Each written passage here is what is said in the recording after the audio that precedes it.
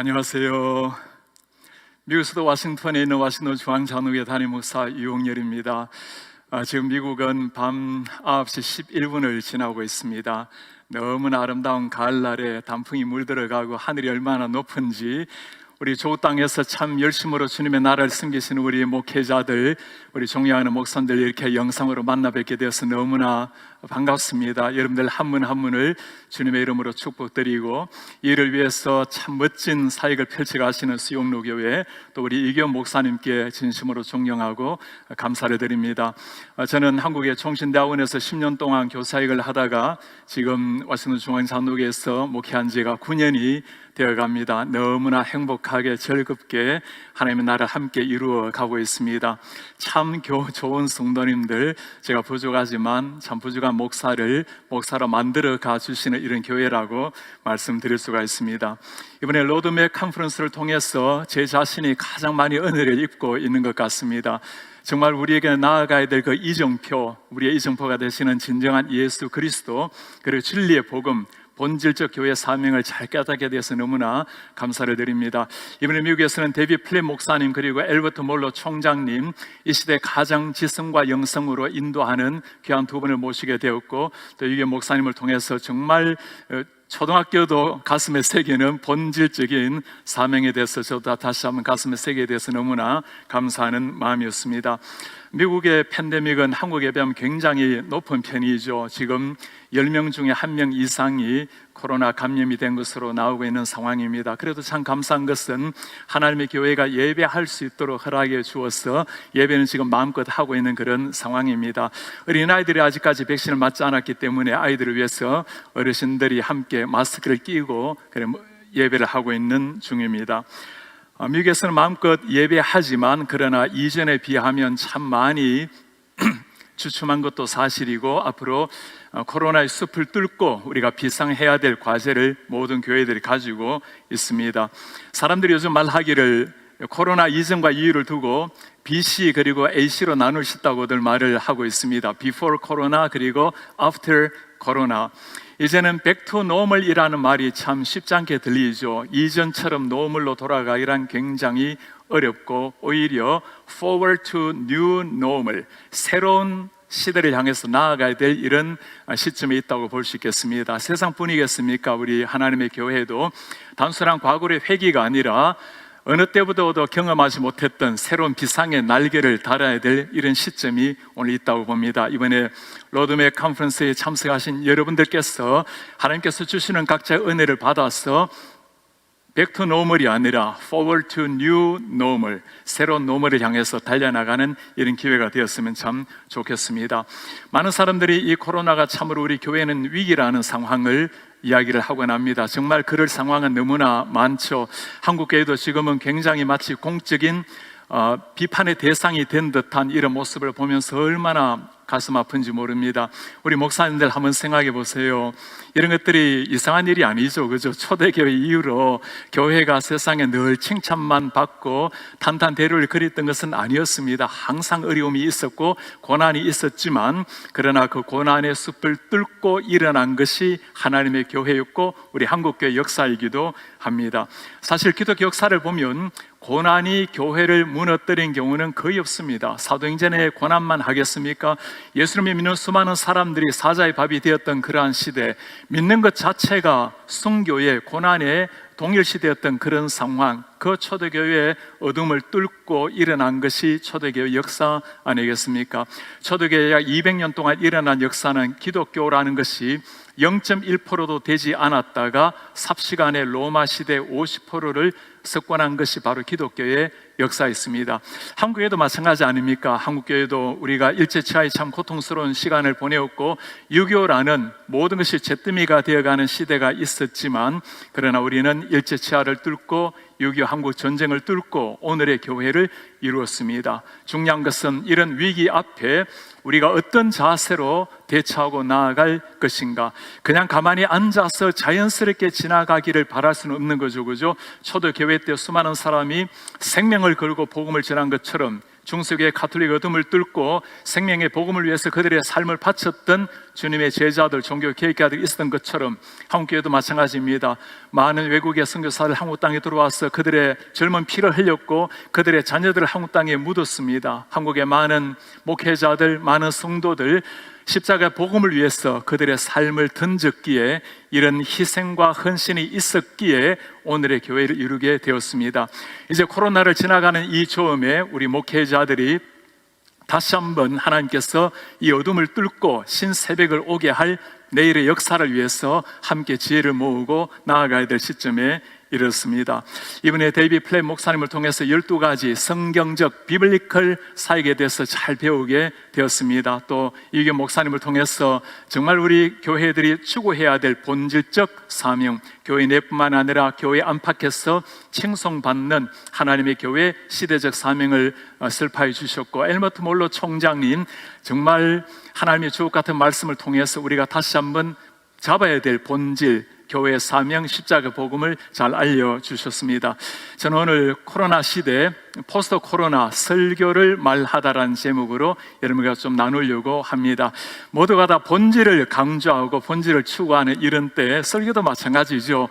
설교가 시대의 아픔을 품고 시대를 가슴에 안고 나아가지만, 그러나 역시 설교라는 것은 시대와 초월적인 하나님의 진리의 말씀을 집중하고 설파하는 것입니다. 그래서 시대가 바뀐다 하더라도 변하지 않을 진리의 말씀에 근거해서, 그러나 변화되는 시대를 향해서 가장 알맞는 전달, 시대를 가슴에 품는 목회자 해서 7가지 설교자상을 같이 좀 나누려고 합니다.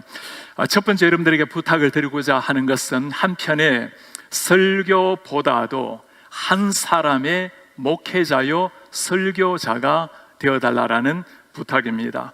설교보다도 더 중요한 것은 목사요 설교자입니다. 우리는 한편의 설교를 잘 준비하려고 하지만, 한편의 설교를 잘 준비하면 한 번은 설교는 잘할 수 있겠죠. 그러나 한 사람의 설교자가 준비가 되면 평생 하나님의 진리의 말씀을 전가할 수가 있는 겁니다. 설교자보다도 더 중요한 것이 있다면 한 사람의 목회자가 되겠죠. 설교가 모든 것이 아니라 목회 속에 설교자가 있는 것이고 예배 속에 설교라는 것이 있는 겁니다. 우리는 하나님의 말씀 앞에서는 한 사람의 해석자이지만 청중 앞에서는 한 사람의 전달자라고 볼 수 있습니다. 하나님 말씀 앞에 해석자로서는 하나님의 말씀을 바르게 해석해야 되겠고, 진리의 말씀, 하나님이 의도하신 그 그대로의 말씀을 가슴에 깨닫고 전파해야 되겠죠. 그런가 하면 하늘의 소리를 듣고 전하지만 땅 위에 발을 디디고 있는 사람들에게 전하는 설교입니다. 시대를 알아야 되겠고, 영혼의 아픈 가슴을, 그 눈물을 알아야 그들의 가슴에 스며드는 설교를 할 수가 있겠죠. 영혼을 가슴에 품는 따스한 목자, 그들의 아픔과 시대 상황을 알고 그들 가슴에 스며드는 설교, 이게 진짜 목자 같은 설교자라고 말할 수 있겠습니다. 제가 예전에 한국에 있을 때 한 좋은 교회에서 설교를 어느 정도 하게 되었습니다. 2, 3부 설교를 하는데 제가 1부 때 마침 좀 미리 가서 우리 부목사님 설교를 듣게 되었어요. 참 은혜로운 설교를 들었습니다. 제가 옆에 앉아있는 아내에게 그렇게 물었어요. 참 목사님 설교 잘하시죠? 아내가 그렇게 말을 해요. 정말 어머니의 밥 같은 설교입니다. 얼마나 멋진 표현입니까? 엄마의 밥을 지어주는 엄마의 마음이 들어있는 설교. 그래서 제가 물었어요. 나는 당신 설교는 화려한 주방장 같은 설교예요. 너무나 맛있게 차리는데 모두가 다 맛있게 먹을 수는 있지만, 그러나 엄마가 짓는 정말 애틋한 사랑이 있는 엄마의 밥이 필요해요. 와, 제가 그 한마디 듣고는 정말 회복이 불가능한 상처를 받게 되었습니다. 나중에 아내가 이 주방장도 자기 자녀들을 위해서는 엄마 마음으로 밥을 짓는다고, 그 아무리 말해도 제가 수습이 되지가 않았어요. 그렇습니다. 엄마의 심정으로 사랑하는 자녀들을 키우는 마음으로, 먹이는 마음으로 설교하는 목회자, 그것이 정말 한 사람의 설교자이기 전에 목자의 심정이라고 볼 수 있을 것입니다. 우리가 추구하는 것은 역시 성경이 말하고 있는 성경적 설교자라고 말을 해야 되겠죠. 성경적 설교라는 것은 성경적 설교자에게서 나오는 것입니다. 우리 한 사람 한 사람이 성경의 영혼을 파묻고 예수 그리스도로 말미암아 우리의 영혼을 적시게 되면 한 사람의 설교자가 탄생할 것이고, 그 설교자를 통해서 무엇을 전하든지 진리의 복음이 선포가 될 것입니다.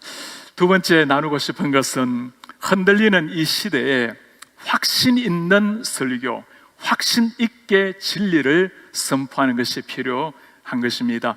설교자의 성경관이라고 말씀드릴 수가 있는데요, 아무리 뛰어난 설교자라 하더라도 우리의 모든 설교를 방향을 짓는 것은 성경관입니다. 내가 성경을 어떻게 이해하고 있는가, 정말 성경을 하나님의 진리의 말씀으로 확신하고 그 믿음을 가지고 강단에 올라가고 있는가.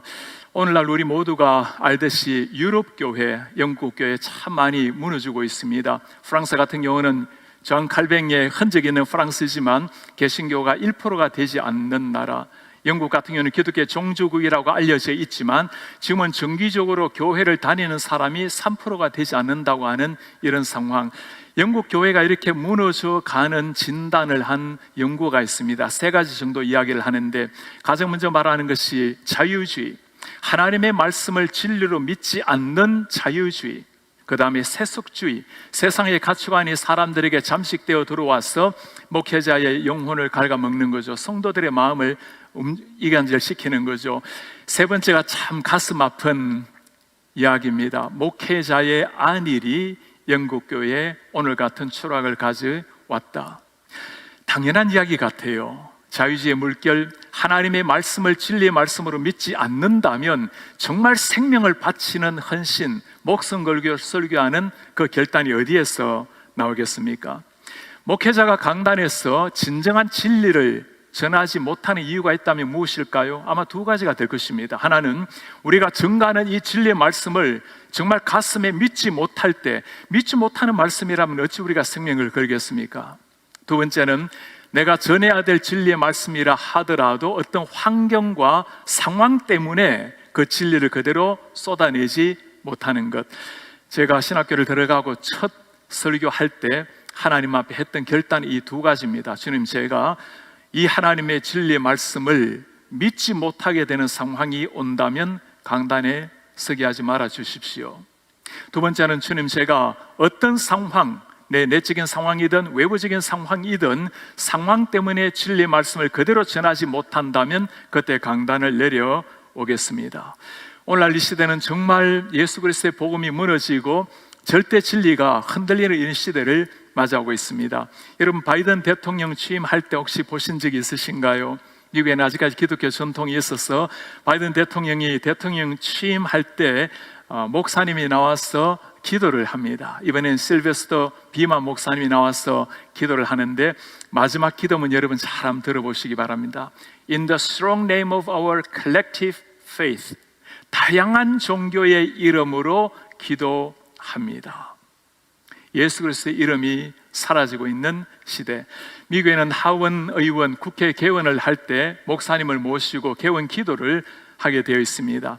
이번에도 이마누엘 목사님이 참석을 해서 기도를 했을 때였어요. 그 기도문을 보면 참 놀랍습니다. 이 모든 것을 유일하신 신 브라만 혹은 다양한 종교에서 다양한 이름으로 불리는 신의 이름으로 기도합니다. 목사라는 이름을 가진 사람들이었지만 그들 가슴 속에는 예수 그리스도가 유일한 주는 또 아니요, 성경적 진리에서 벗어난 사람들. 그리고 마지막 기도문을 아멘 and a woman, 남자 여자의 이름으로. 이것이 지금 미국에서 일어나고 있는 현실입니다. 제가 몇 년 전에 그 국회 그 자리에서 기도를 인도하게 되었습니다. 기도하기 전에 국회에서 이미 몇 가지 지침서를 보내와요. 다양한 종교의 사람들이 있기 때문에 너무 기독교적인 민감한 용어를 사용하지 마세요. 여러분, 목사가 기독교적인 용어를 사용하지 않으면 무엇으로 기도를 하겠습니까? 기도문을 미리 보내주고 금요를 하는 거죠. 제가 이거 미리 보냈다가는 금요를 당할 것 같아서 기도하기 전날 밤 12시에 보내었습니다. 그리고 삼일째 하나님의 이름을 높이고 예수 그리스도 이름으로 마지막 기도를 마쳤습니다. 당연한 일 아니겠어요? 얼마나 많은 사람이 저에게 이메일과 편지와 손편지 그리고 전화를 해왔는지 모릅니다. 이유가 무엇일까요? 생방송을 보고 있는데 그 외국인 목사님이 예수 그리스도 이름으로 기도해 줘서 고맙다라는 칭찬이었습니다. 목사가 예수 이름으로 기도하고 난 다음에 칭찬을 받는 이런 시대, 절대 진리가 무너져가고 있는 이런 시대를 맞이하고 있습니다. 한국도 마찬가지 아니겠어요? 지금 시대 정신을 가장 잘 보여주는 전 세계적인 참 센세이션을 일으키고 있는 드라마가 있다면 스퀴드 게임, 오징어 게임이 되겠죠. 지금 기독교에 대해서 너무나 편파적으로 폄하시키는 내용도 있거니와 그곳에 사는 그 할아버지의 마지막 멘트를 여러분 기억하십니까? 정말 심심해서 이 엄청난 살인극을 벌이고 있는 모습, 절대 진리가 흔들리고 난 다음에 사람들은 지켜야 될 최소한의 원칙도 예의도 아름다움이라는 것을 다 상실해버린 이런 시대, 이런 시대에 흔들리지 않는 진리를 우리가 어디에 정초해야 될까요? 이번에 우리 하나님의 말씀으로 12가지 성경적 원리로 우리의 가슴을 뜨겁게 했던 데이비드 플랫 목사님이 성경관에 대해서 한 말씀이 있습니다. 세상에서 하나님의 영광을 드러내기를 원한다면 주님의 말씀을 모든 가르침의 핵심으로 삼아라. 비블리컬 preaching, biblical preacher, 성경적 메시지, 성경적 메신저가 중요하다는 겁니다. 다른 방식으로 교회를 발전시킬 수 있다면 천하의 어리석은 생각이다. 진리의 말씀은 진리의 말씀을 확신하는 사람에게만 나타날 수가 있습니다. 우리 목사님들, 성도님들 꼭 기억하시기 바랍니다. 교회가 진리의 말씀으로 세상을 바꾸지 않으면 세상이 교회를 바꾸려고 할 것입니다. 교회가 세상을 바꿀 수 있는 유일한 무기는 하나님이 주신 절대 진리의 말씀입니다. 말씀은 2000년 전이나 지금이나 변함이 없습니다. 말씀이 만들어내는 위대한 능력, 죽은 이 영혼을 살려내고 산자들 하나님의 거룩한 제자로 세워내는 것 변함이 없습니다. 중요한 것은 말씀을 증거하는 우리 한 사람 한 사람 메신저가 중요한 겁니다. 목회자가 강단에 올라갈 때마다 여러분 물어보시길 바랍니다. 주님, 제가 이 말씀을 정말 확신하고 있습니까? 저도 강단에 올라올 때마다 저희 지금 이곳에 강단에 서 있는데 저 오른쪽에 앉아 있다가 나오기 전에 꼭 제 오른손을 심장 위에 올려놓고 주님 앞에 기도합니다. 주님, 제가 오늘 절대 진리의 이 말씀을 영광스럽게 전하게 되었습니다. 생애 전하는 마지막 설교인 것처럼 전하게 도와주십시오. 그리고 오늘 변화를 일으켜 주십시오. 누군가는 어쩜 이 자리에 마지막 설교로 들으러 온 사람이 있을 겁니다. 어쩌면 주님 앞에 서야 될 사람이 있고 남편 아내 때문에 부모님 때문에 억지로 나온 사람도 있을 것입니다. 오늘이 아니면 안 됩니다. 절대 진리의 말씀이 그의 가슴 속에 새겨질 수 있도록 은혜를 주십시오. 여러분 한번 점검을 해보시기를 바랍니다. 지금 우리가 하고 있는 설교를 하나님께서 귀 기울여 듣고 계십니다. 그 주님이 나를 불꽃 같은 눈동자로 지켜보고 계신다고 생각을 하면 한마디라도 함부로 전할 수가 없겠죠. 예수님의 피가 흐르고 있는 그 진리의 말씀을 생명 바쳐서 전하려고 하겠죠. 세 번째 나누고 싶은 것은 말씀을 쪼개려고 하지 말고 말씀 앞에 쪼개어지는 신자요, 설교자요, 목사가 되자는 부탁입니다. 말씀 앞에 쪼개어지는 목사, 우리 성도님들이 가끔 우리 목회자들을 위해서 기도할 때 그렇게 기도를 하곤 해요. 우리 목사님 말씀을 잘 쪼개어서 말씀 잘 전하게 도와주세요. 우리가 말씀을 쪼개는 것이 아니라 말씀 앞에 쪼개어져야 될 사람은 바로 우리 자신입니다. 한두 번 말씀을 잘 쪼개면 한두 번 설교를 잘 하겠지만, 그러나 말씀 앞에 내 영혼이 쪼개진 사람, 더 이상 내가 살지 아니하고 예수 그리스도가 내 속에 살아있는 사람은 평생 하나님의 진리의 말씀을 힘있게 전가할 수가 있겠죠. 가끔 우리가 기도할 때 주님 저를 저 십자가 뒤에 감추어 주시고라고 이렇게 기도할 때가 있어요. 여러분, 십자가 뒤에는 빨간 벽돌밖에 없습니다. 숨을 데도 없어요. 그러니 우리 기도는 주님, 제가 미천하고 연약하지만 감히 하나님의 말씀을 전할 사람이 못 되지만 부족한 저를 완전히 사용하셔서 저의 전 인격을 주님이 마음껏 사용하셔서 진리의 말씀을 증거해 주십시오. 필립 브루스라는 참 귀한 목회자가 있습니다. 보스턴 증권시장의 역사상 딱 한 번 멈췄던 날이 그분의 장례식이었습니다. 보스턴에서 평생 목회하신 분인데 그분이 쓴 설교학 책에 보면 설교를 이렇게 정의를 해놓았습니다. Truth through personality, 우리의 인격을 통한 진리의 선포, 우리의 전 인격을 다 쏟아서 그것을 통해서 하나님의 말씀이 선포되게 한다는 겁니다. 제가 강의 설교를 정리할 때 이렇게 정의를 합니다. 하나님께서 성경의 저자에게 의도하신 하나님의 말씀을, 그러니까 하나님이 하신 말씀인데 저자를 통해서 주신 말씀이죠. 저자를 통해서 주신 말씀을 묵상과 주의를 통해서 바르게 해석하고, 우리는 때로 하나님의 말씀을 먼저 묵상을 하고 묵상으로 그치는 것이 아니라 하나님의 말씀을 잘 연구해야 되겠죠. 묵상만 하게 되면 자칫 오해할 때도 있고 우리가 깨닫지 못한 것도 있을 수 있습니다. 묵상과 함께 여러 주석서도 찾아보고 또 연구서적을 찾아보면서 주의도 하고, 그 다음이 중요합니다. 먼저 이 하나님의 말씀을 성령께서 설교자 자신에게 적용하게 하시고, 그 다음에 청중의 변화를 위하여 가장 효과적인 방법으로 전하는 설교. 먼저 성령께서 우리 한 사람 한 사람에게 말씀을 적용하게 하시고, 우리 설교자들이 말씀을 읽을 때 피해야 될 유혹이 여기에 있습니다. 하나님의 말씀을 설교하기 위해서 읽는 것, 물론 우리는 설교하기 위해서도 읽어야 됩니다. 그러나 설교하려고 읽기 전에 먼저 그 하나님의 말씀이 나에게 설교되어져야 되겠죠. 내 전인격을 완전히 충만하게 관통할 때, 그때 나를 움직이는 하나님의 말씀, 그도 움직일 수 있다라는 확신을 가지고 전할 수가 있겠죠. 우리가 영성을 위해서 무엇을 해야 될까요? 기도원에 가서 소나무 뿌리 뽑는 것도 중요하지만, 그러나 더 중요한 것이 있다면 하나님의 말씀 앞에 깊숙하게 자기 자신을 들여다보는 것입니다.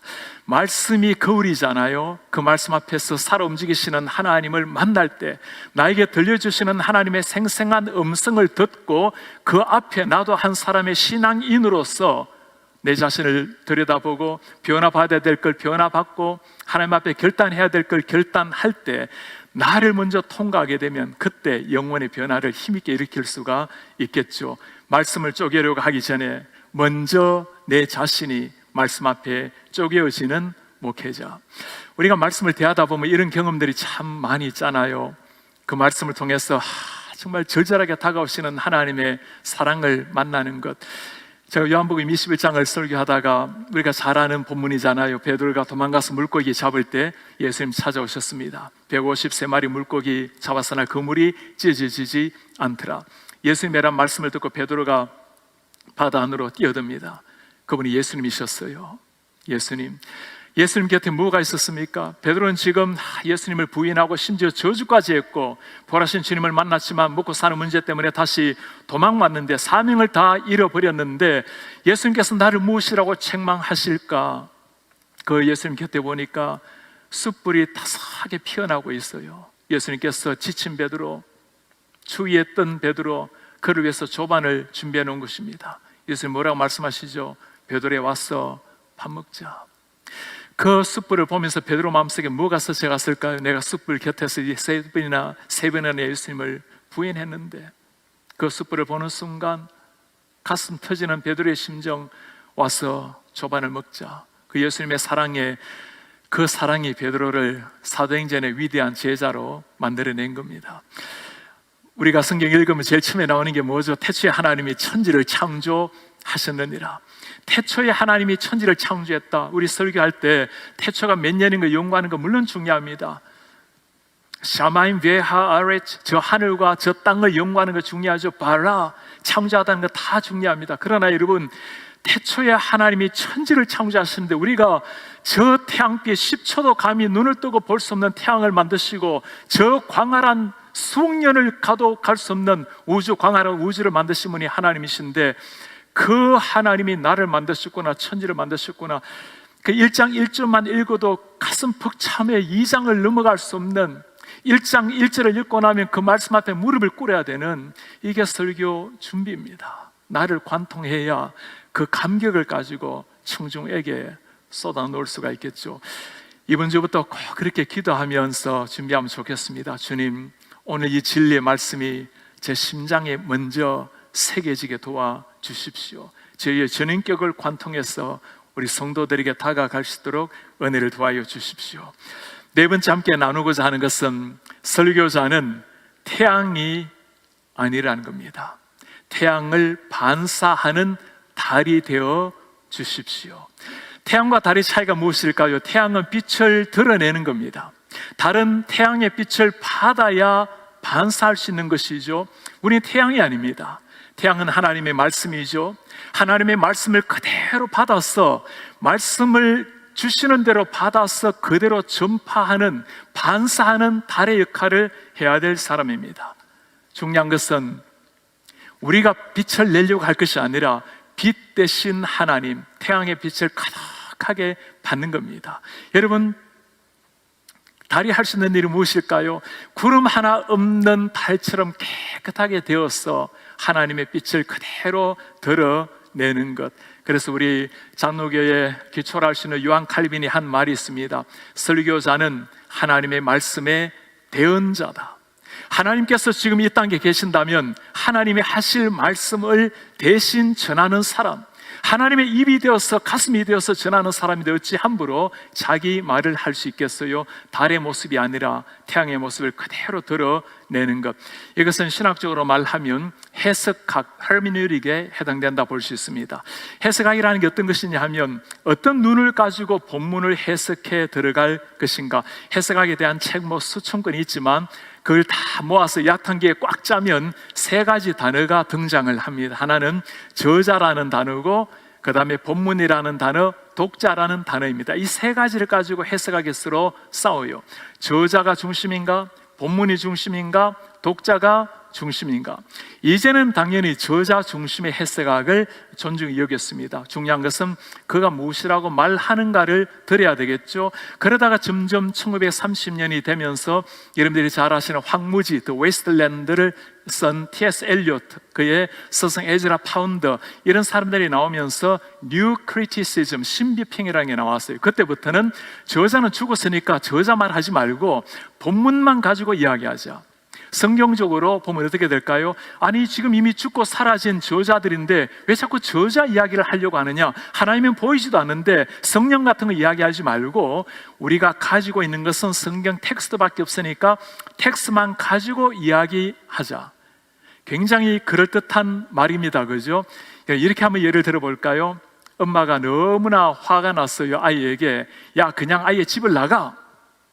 그 말에 또 신실하게 순종한다고 집 나가는 아이, 그러면 안 되는 거예요. 그죠?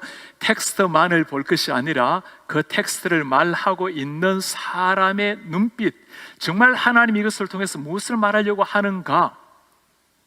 해가 지도록 분을 품지 말라. 자, 어떻게 해석을 해야 될까요? 해가 지도록 분 품지 말라.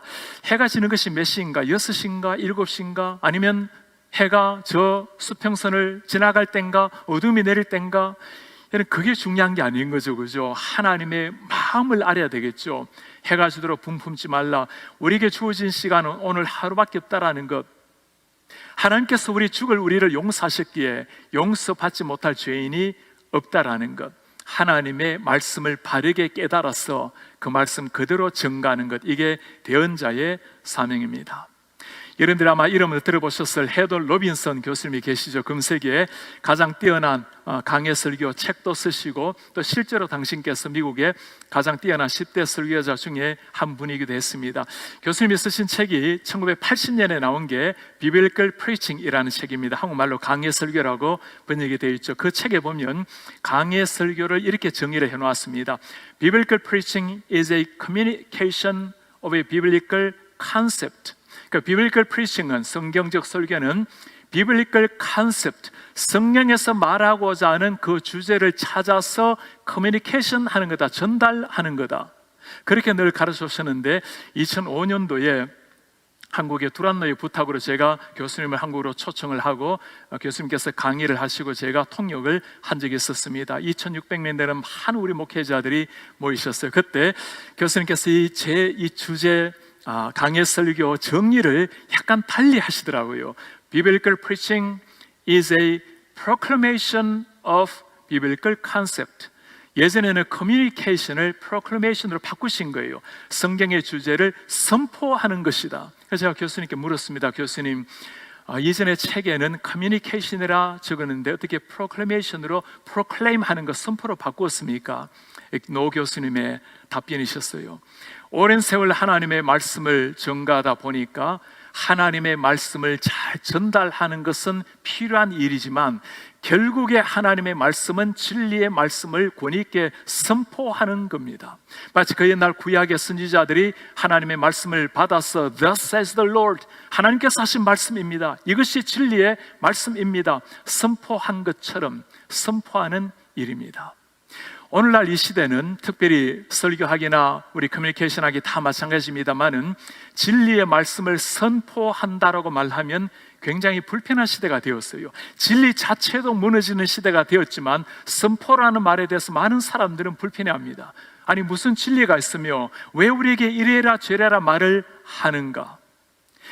정말 진리의 말씀이라면 정말 사랑하는 자녀에게 그러면 안 된다라고, 이렇게 해야 된다고 애타는 마음으로 외치는 게 누굽니까? 어머니고 사랑하는 자식이기 때문에 그런 거죠. 하나님의 말씀이 정말 진리의 말씀이라면 단순 커뮤니케이션을 넘어서 우리는 진리의 말씀으로 선포해야 될 것입니다. 여러분, 그러려면 뭐가 필요할까요? 확신이 있어야 선포가 가능합니다. 제 박사 논문의 지도 교수님이셨던 허셜 요크 교수님이 쓰신 책이 있습니다. Preaching with bold assurance, 확신 있게 설교하라. 진리의 말씀을 확신해야 이런 설교가 나올 수 있겠죠. 저는 설교할 때 설교하시는 분의 얼굴을 유심히 봐요. 우리 목사님들도 참 얼마나 설교를 다 잘 하시는지, 설교도마다 목사님들 설교하실 때, 또 간혹 이리저리 주일날 설교하실 때 제가 얼굴을 가만히 쳐다봅니다. 정말 진리의 말씀을 그 가슴에, 눈에 새기고 설교하고 있는가? 우리는 태양이 아니라 달입니다. 하나님의 말씀을 그대로 비추는 겁니다. 때로 하나님의 은혜로 목회가 잘 되어 갈 때도 있겠죠. 참 많은 사람에게 참 하나님의 말씀으로 좋은 설교자라는 칭송을 받을 때도 있을 것입니다. 그러나 여러분 꼭 기억하셔야 됩니다. 우리는 달이에요. 달이 받을 수 있는 칭찬은 아무것도 없습니다. 태양만이 비추게 하는 힘입니다. 다섯 번째, 여러분과 나누고 싶은 것입니다. 성경에 어느 곳을 찔러도 예수 그리스도의 피가 나오게 하라. 그 옛날 마르틴 루터가 했던 말이죠. 찰스 벌전도 늘 했던 말입니다. 성경 어느 곳을 설교한다 하더라도 예수 그리스도 십자가의 복음이 흘러나오게 하라. 누구를 전해야 할 것인가? 이 시대는 참 감동적이고 너무나 은혜로운 설교가 많은데 예수 그리스도 삼일째 하나님, 그 십자가의 부활과 십자가가 너무나 사라지고 있는 이런 시대를 맞이하고 있어요. 이번에 로드맵 컨퍼런스, 이 로드맵 이정표를 정하는 것 아닙니까? 우리 진정한 로드맵이 되시는 분이 누구시겠어요? 우리 예수 그리스도 아니겠습니까? 이번에 로드맵 컨퍼런스에 나오신 분들, 또 영상으로 보고 계시는 분들, 어떤 설교를 하시더라도 여러분들의 강단에 예수 그리스도의 피가 흘러나오는, 그 십자가의 감격과 십자가를 넘어서 부활의 권능이 흘러나오는 이런 강단이 되기를 기대합니다. 제가 설교를 가르칠 때나 우리 부교육자들에게 늘 부탁하는 것이 있어요. 맨 앞줄에 우리 예수님께서 앉아 계신다고 생각하고 설교하십시오. 예수님께서 나의 설교를 들으시고 정말 내가 전하고자 하는 말이 바로 그 말이라고. 가끔 예수님이 설교를 듣고도 저거 내가 한 말인가? 예수님도 못 알아듣는 설교하면 큰일 납니다. 그죠? 우리가 할 수 있는 것은 하나님의 진리의 말씀 전하라고 하신 진리의 복음밖에 없는 겁니다. 가끔 이런 목회자들을 볼 때가 있어요. 목사님 요즘은요 십자가 설교하면, 죄 설교하면 굉장히 부담스러워해요. 여러분, 제가 한번 진실하게 물어볼 테니까 한번 스스로 한번 답해 보세요. 우리 목사님들, 정말 여러분들이 십자가의 복음을 가슴에 새기고 죽은 이 영혼을 살려내는 그 십자가의 복음, 한 영혼을 송두리째 바꿔 넣는 그 진리의 복음, 예수님의 가슴 가지고 영혼을 향해 타오르는 그 불빛 가지고 마지막으로 전해본 적이 언제입니까? 요즘은 의외로 우리가 그렇게 많은 설교를 하는데도 십자가, 정작 전해야 될 십자가의 피가 너무나 사라지고 있는 이런 시대를 맞이하고 있어요. 제가 서울에서 한 교회에 청을 받았을 때였습니다. 설교 부탁을 받았을 때 우리 세가족 초청 주일에 부탁을 받았어요. 제가 어떤 설교라도 다 부족하지만 가는데 세가족을 초청하는 설교만큼은 양해를 구합니다. 누가 해야 될까요? 당연히 거기에 담임 목사님이 하셔야 되잖아요. 목사님께서 앞으로 먹이셔야 될 양떼들입니다. 제가 정중하게 양해를 구했더니 목사님께서 그렇게 말씀을 해요. 목사님, 저도 잘 압니다. 그런데 왠지 십자가 설교를 너무나 못하겠어요. 여러분들 잘 하시는 목사님이세요. 설교를 하러 갔습니다. 1부, 2부, 3부 설교를 하는데 제가 오늘 구원 초청을 하려고 합니다. 그렇게 해주세요. 1부에 들어갔더니 목사님이 교수님, 보니까 대부분 다 우리 성도님들 같은데 1부 때는 안 하셔도 되겠습니다. 설교하기 직전에 그래도 목사님 한번 해주세요. 설교를 하고 구원 초청을 했습니다. 거의 100명 가까이 되는 사람이 자리에서 일어났어요. 저도 놀랬지만 더 놀란 사람 누구겠어요? 담임 목사님 아니겠습니까? 십자가의 복음은 저 멀리 있는 사람뿐만 아니라 가까이 있는 사람에게도 선포되어야 될 말씀입니다. 성경 말씀을 보면 여러분 그러지 않습니까? 예수님께서 성경을 해석하실 때 뭐라고 해석하셨죠? 구약의 모든 말씀, 이 모든 말씀이 바로 나를 가리켜서 말하고 있다고. 사도 바울이 했던 말씀 여러분 기억납니까? 내가 십자가와 예수 그리스도 이외에는 아무것도 알지 않기로 작정을 했노라고. 거의 모든 것을 알았던 대학자였습니다. 13권을 쓴 사람 아닙니까? 신약. 많은 것을 이야기했지만 어떤 설교를 하더라도 예수 그리스도와 십자가의 복음을 전거했던 사도 바울. 예수님이 그러셨고 바울이 그랬습니다. 종교 개혁가들 마찬가지였어요. 우리가 개혁가들의 설교를 말하면 모두가 공통점이 예수 그리스도를 전가하는 설교였습니다. 칼빈의 설교를 두고 말할 때는 삼위일체 하나님을 중심하는 설교. 칼빈의 창세기 설교를 읽어보면 매 창세기 마지막마다, 설교 마지막마다 예수 그리스도로 연결하는 것이 나옵니다. 쩌빙글리는 모든 말씀이 예수께로 향하게 하라. 루터는 말할 필요도 없죠. 어떤 성경 찔러도 예수 피가 나오게 하라는 게 루터에게서 나온 것 아닙니까? 루터는 약간 성경을 때로는 약간 다르게 해석을 할 때도 있지만 그러나 놓치지 않았던 것이 예수 그리스도의 진리의 복음이었어요. 여러분들이 잘 아시는 찰스 벌전 목사님이 계시죠. 동시대 굉장히 뛰어난 목회자가 조셉 파커이라는 목사님이었습니다. 두 분이 같은 시대에 뛰어난 목회자였어요. 일단의 목회자들 그들의 설교를 배우려고 찾아갔습니다. 조셉 파커의 설교를 듣고는 그렇게 한 입술로 고백을 해요. What a great preacher. 정말 위대한 뛰어난 설교자다. 똑같은 분들이 찰스 벌전의 설교를 듣고 그들이 한 목소리로 했던 말입니다. What a great Christ. 와, 저분이 전하는 저 복음이 바로 예수 그리스도의 복음이구나. 저 설교에 나타나는 분이 예수 그리스도시구나. 우리 목사님들 설교 참 잘하십니다. What a great preacher 이란 말을 들으려 하지 마시고 What a great Christ 설교하실 때마다 바로 저분이 예수 그리스도시구나. 복음을 통해서 예수님을 만나게 하는 설교자가 되어주시기를 부탁을 드립니다. 6번째 나누고 싶은 겁니다. 적용이 시작될 때 설교가 시작이 됩니다. 삶의 변화를 촉구하시기를 바랍니다. 설교의 목적이 무엇인가입니다. 우리는 설교의 목적을 물으면 하나님의 말씀을 바르게 잘 전하는 것 아닙니까? 복음을 잘 드러내는 것 아닙니까? 물론 그렇죠.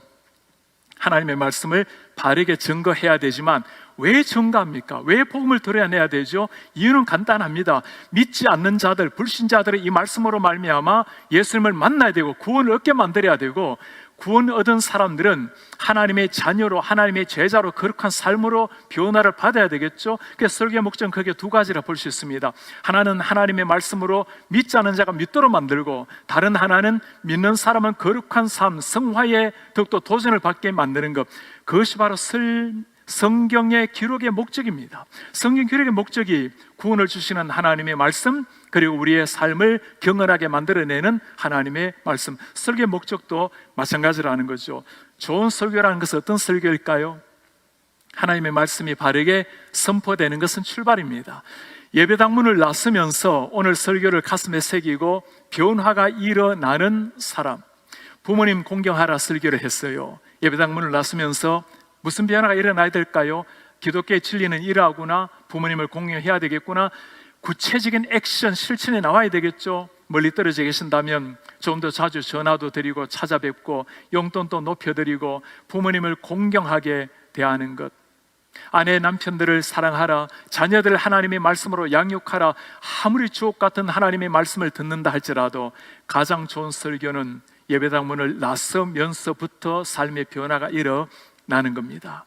그런 점에서 오늘날 우리 기독교가 대사회적으로 참 많은 안타까운 비난의 화살을 맞고 있는 시대가 되었죠. 때로는 억울하게, 때로는 무심하다 할 정도가 얼마나 많습니까? 그러나 겸허하게 이 시대 가운데 우리 자신들을 돌아본다면 우리의 문제가 무엇일까요? 그 누구도 진리의 복음을 가지고 세상 사람들이 뭐라고 하지는 않을 것입니다. 우리의 삶을 두고 하는 말이죠. A.W. 토즈가 한 말이 있죠.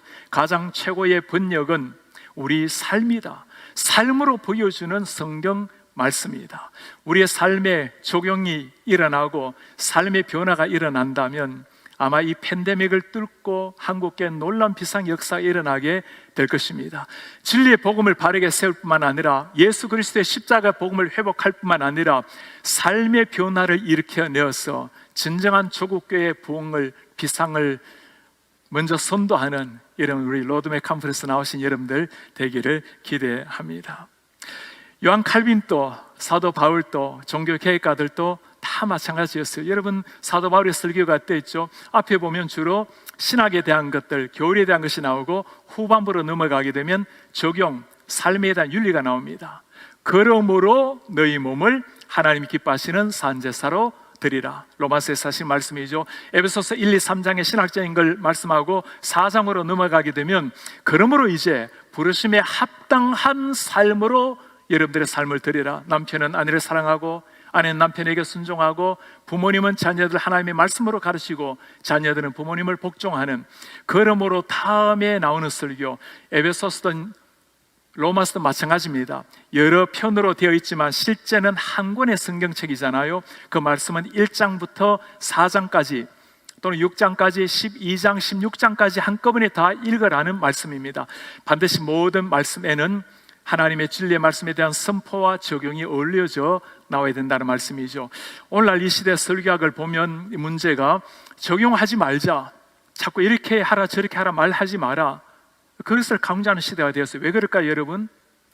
정말 하나님의 진리 말씀이라면 네 생각에 누가 이웃이라고 보느냐? 선을 베푼 저 사마리아인입니다.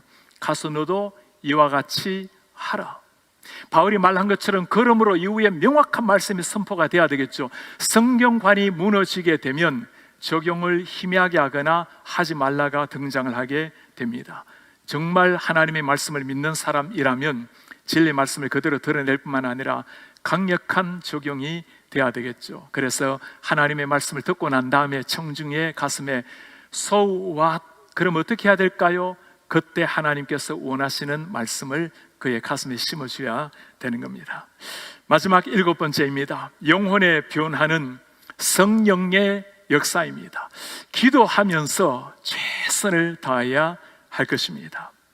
기도하면서 최선을 다하는 목회자, 설교자. 이번에 톰 레이너가 참 귀한 책을 썼죠. Post Quarantine Ministry, 코로나 이후의 목회. 거기에 보면 특별히 강조하는 것이 한 가지가 있어요.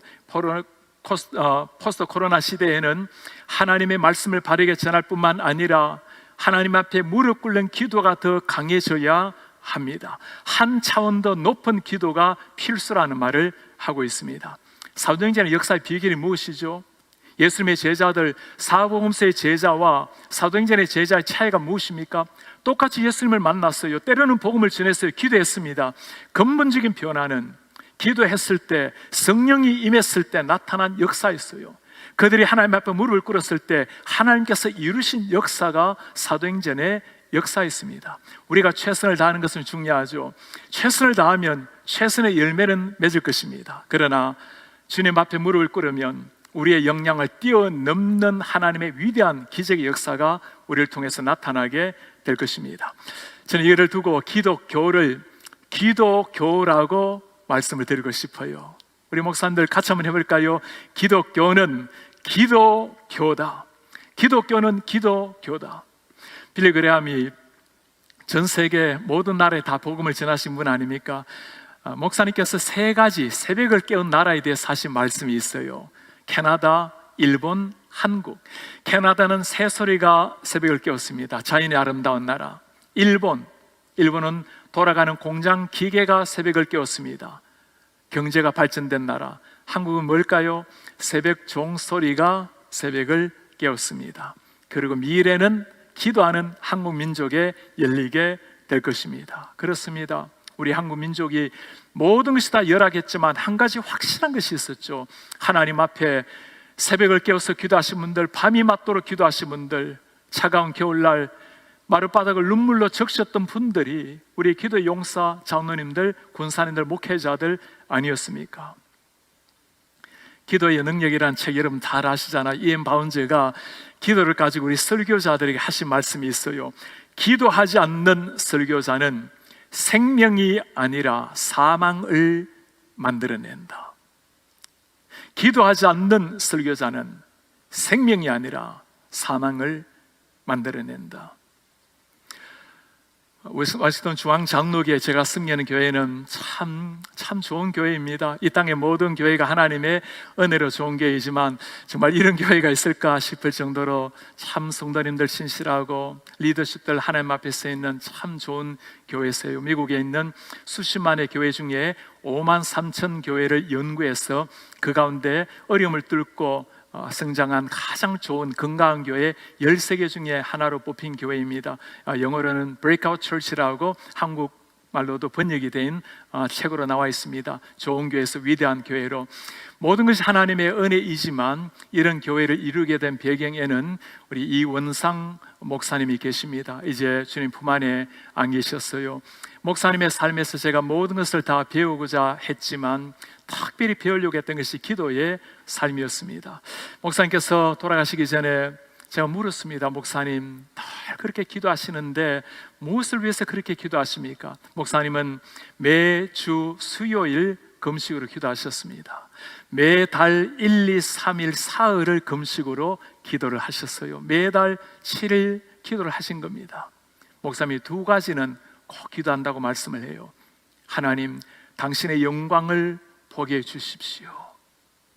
그리고 주님, 저를 불쌍히 여겨 주십시오. 하나님이 정말 사용하시는 사람의 그 비결이 무엇인지가 들어가 있었습니다.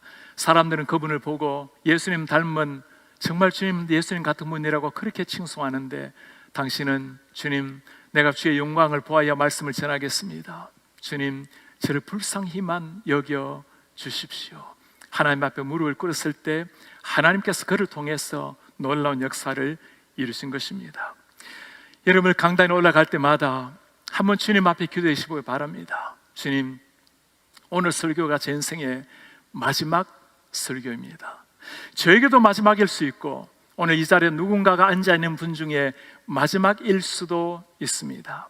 마지막 설교라면 어찌 함부로 전하겠습니까? 사도 바울이 했는 말을 여러분 기억합니까? 내가 각 사람에게 예수 그리스도의 복음을 전하고 나도 내 속에서 능력으로 역사하시는 이 역사를 따라 힘을 다하여 쓰고 하노라. 사도 바울의 위대한 고백, 성령님의 능력을 따라서 간절하게 성령을 구하며 두렵고 떨림으로 최선을 다해서 증거하는 복음. 제가 설교를 가르치다가 가끔 설교를 중단시키는 학생들이 있었어요. 아무런 느낌 없이 논문 읽듯이 하는 설교, 그렇게 부탁을 해요. 예수 그리스도의 십자가의 보혈이 흐르는 이 십자가의 복음을 어찌 그렇게 무덤덤하게 전가할 수가 있단 말인가? 우리가 다 부족하잖아요. 누가 감히 하나님의 말씀을 전할 수 있는 자격이 있겠습니까? 모든 것이 부족하기 때문에 생명이라도 거는 마음으로 이렇게 연약하고 부족한 종들을 주님의 말씀을 전가하는 제자로 세워주시는데, 한마디를 전하더라도, 한 번 설교를 하더라도 마지막 설교인 것처럼 생명을 쏟아내는 이런 설교자, 주님이 찾으시는 설교자일 것입니다. 이번에 로드맥 컨퍼런스를 보내면서 오늘 이 시대 교회, 본질을 추구해야 될 교회, 우리 목회, 선교, 기도 모든 마찬가지입니다. 본질로 돌아가야 될 시대, 진리 위에 견고하게 써야 될 시대. 하나님의 말씀을 증거하는 여러분, 하나님의 말씀을 가슴에 새기고 흔들리지 않는 진리 위에 견고하게 써서 오직 예수 그리스도의 십자가의 복음, 한 사람 한 사람의 구원의 복음, 영혼을 변화시키는 성화의 복음, 강단에 설 때마다 하나님 앞에 무릎을 꿇고 기도하고 생애 마지막 같은 설교로 우리 교회를 새롭게 만들고 청중을 변화시키는 이런 목회자들, 설교자들 되기를 기대합니다. 강단이 새로워지면 어떤 역사가 일어날까요? 조국교회 강단이 새로워지면, 십자가의 보혈로 풀어지면 온 한국 땅에 예수 그리스도의 푸른 계시로 오게 될 것입니다. 한국 교회가 십자가의 복음으로 일어나게 되면 한국 교회뿐만 아니라 장차 중국, 세계 열방을 하나님의 복음으로 피피처럼 물들이게 될 것입니다. 점점 세상으로부터 비난받고 있는 이 시대 기독교, 우리가 무엇으로 돌파할 것일까요? 코로나 시대를 지나면서 하나님의 진리 말씀을 먼저 내 가슴에 새겨내고 나를 통과했던 그 하나님의 말씀으로 영혼을 변화시키고 교회를 새롭게 해서 조국교회뿐만 아니라 세계 열방을 그리스도의 푸른 계시를 만들게는 이런 하나님의 사람들, 그리스도의 제자들, 주의 목회자들 되시기를 주의 이름으로 축복합니다. 이제 우리 코로나 숲을 지나가면서 우리 참 미국에 있는 많은 교회들이 얼마나 아름답게 오늘까지 사역을 하고 있는지 모르겠습니다. 미국에도 4,300개 정도 되는 한인교회가 있는데 모든 한인교회가 참 나름대로 최선을 다하고 있어요. 부족하지만 우리 교회도 하나님의 은혜로 코로나 시절 때 더욱더 하나님의 영광을 위해서, 또 하나님의 사명, 우리 교회뿐만 아니라 지역사회를 위해서 함께 달려왔습니다. 하나님께서 행하신 일들을 잠시 우리 영상으로 한번 살펴보도록 하겠습니다.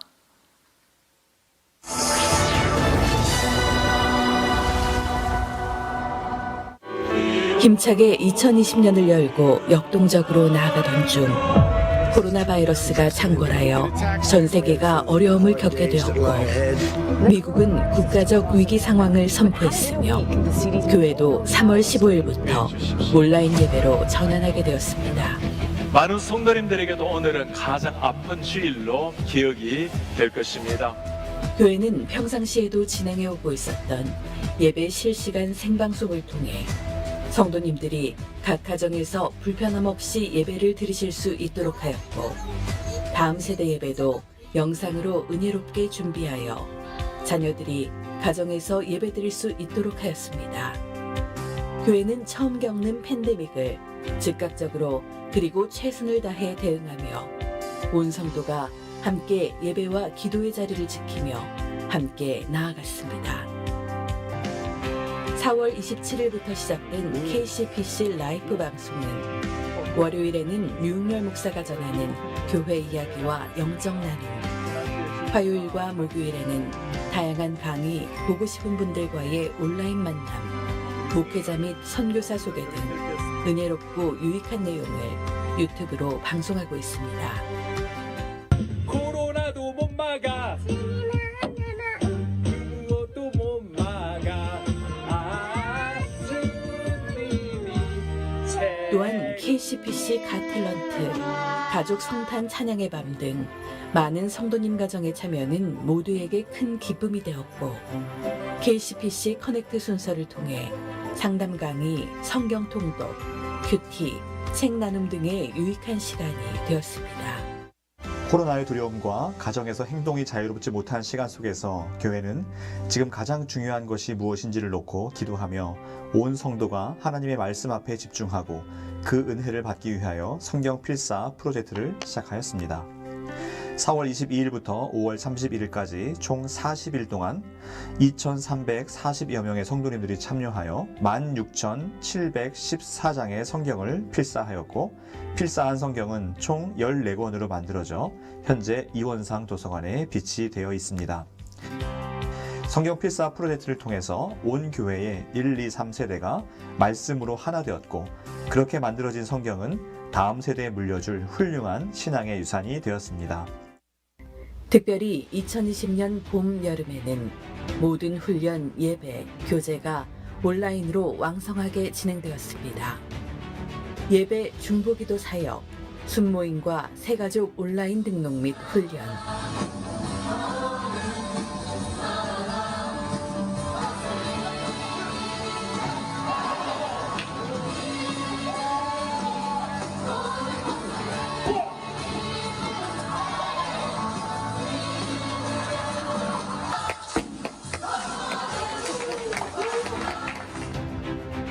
제자훈련, 사역훈련, 바이블 아카데미, 2대7 제자 양육, 1대1 훈련, 순모임, 전도훈련, 그리고 여성사역인 옥합 여성모임, 또한 담임 목사 아침 메시지를 통해서 풍성한 소통과 교제가 원활히 이루어졌습니다.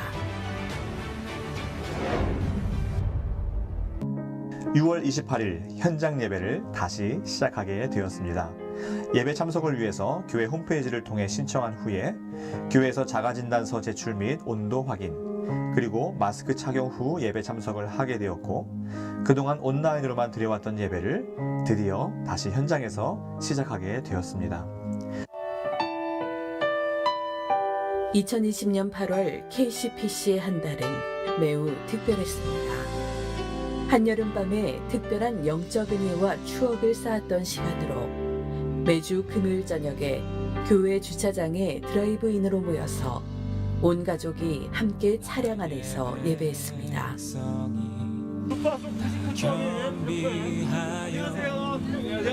내게 기도하며 나의 얼굴을 구하여서 그 악한 길 떠나며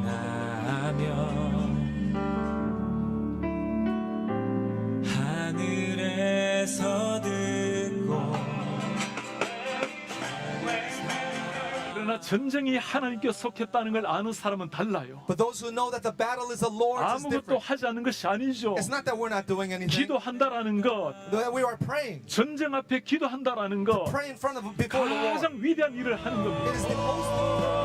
특별히 코로나 상황 속에서도 참여한 모든 성도님들은 개인의 거룩과 영성을 위해, 교회를 위해, 가정과 다음 세대를 향해, 지역과 나라들, 그리고 세계 복음화를 위해 간절히 부르짖었고, 텅 비었던 주차장에 기도를 사모하는 성도님들의 차량이 끊임없이 들어왔고, 지금부터 영원토록 차량 안에서 그리고 지붕을 열고 또는 무릎을 꿇고 하나님께 올려드린 간절한 기도는 금양로의 향기가 되어 여름밤 주 하나님께 하늘 높이 울려 퍼졌습니다.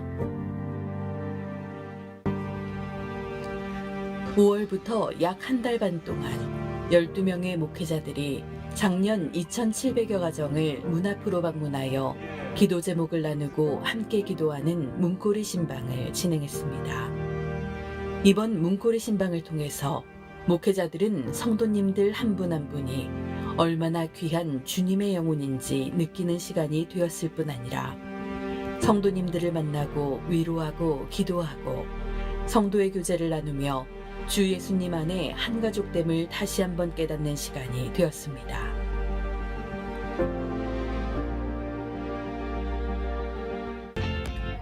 지역 약국과 카운티 보건국과 협력하여 성도와 지역사회를 위한 코로나 바이러스 백신 클리닉을 열었습니다.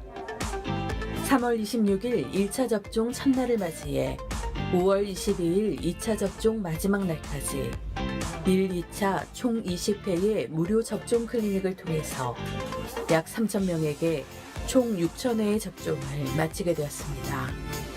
긴 시간 많은 섬김이었지만 세상의 빛과 소금의 사명을 감당하고자 늘 기쁨과 감사로 섬기며 코비드 팬데믹 중 귀한 사역을 감당하게 되었습니다. 버지니아주는 KCPC의 커뮤니티를 향한 사랑 나눔, 교회 및 목회자 섬김, 무료 백신 접종 등의 탁월한 섬김을 통해 지역 주민들의 질적 삶의 향상과 지역 커뮤니티와의 강한 유대를 이룬 것을 감사하며 감사패를 전달했습니다. KCPC는 코비드 팬데믹 기간 중만이 아니라 포스트 코로나 시대에도 더욱 지역에 가까이 다가가 지역과 성도 그리고 교민들의 필요를 알고 섬기는 지역이 꼭 필요로 하는 하나님의 교회로 세워질 것이고 우리의 섬김은 계속될 것입니다. 매일 새벽에 기도하는 KCPC의 기도에 주님께서 속히 응답하시고 사랑과 기적을 이루시며 하나님께서 풍성한 은혜를 온 교회 모든 성도님들께 부어주실 것을 확신하며 오늘도 KCPC 성도는 새벽을 깨워 기도합니다.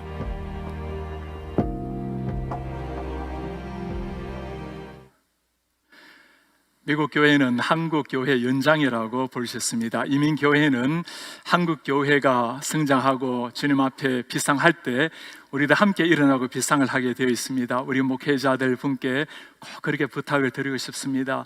조국 교회가 힘차게 일어날 수 있도록 기도해 주시고 또 여러분들께서 일선에 먼저 서 계시기를 바라고 그것을 위해서 저희도 함께 기도하겠습니다. 많은 한인교회가 참 아름답게 이민교회를 이루어가고 있습니다. 그뿐만 아니라 미국에도 오늘날 이 시대에 정말 하나님을 감동시키는 많은 교회가 있습니다. 오늘 세 교회를 좀 소개하려고 하는데요. 한국에도 잘 알려진 세 교회를 소개하려고 합니다. 레디컬 저자의 데이비 플랫 목사님, 그리고 세더백 교회 릭 워런 목사님, 앤디 스탠리 목사님을 소개하려고 하는데, 데이비 플랫 목사님은 맥클린 바이블 철치 목사님이시고 이 교회는 커뮤니티 사역으로 잘 알려져 있습니다. 그리고 노르트 포인트 사역하시는 앤디 스탠리 목사님은 다음 세대에 몰입하는 교회라고 볼 수 있고, 릭 워런 목사님은 훈련과 소그룹에 몰두하는 이런 교회라고 볼 수 있습니다. 이런 교회들을 보면서 우리 오늘날 한국교회 좋은 것들 잘 적용했으면 좋겠습니다. 우리 영상으로 한번 만나보시도록 하시겠습니다.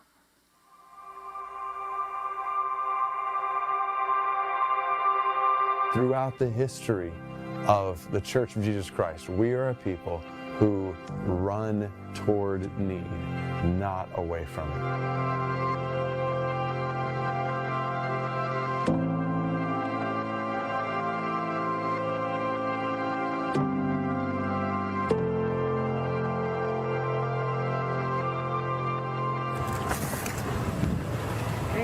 Thank you.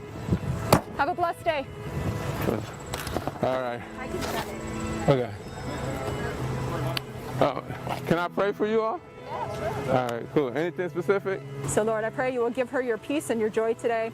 Help her to have a very blessed week. We pray these things in Christ Jesus' name. Amen. As soon as this shutdown in our city, our church began, and we began to realize the ramifications of this pandemic that was surrounding us in a way that was unprecedented in our lifetimes, we knew as a church, like, there are unique challenges we're about to face, but there are also unprecedented opportunities to share God's love in the middle of those challenges. We're doing food distribution at Rockview Elementary School.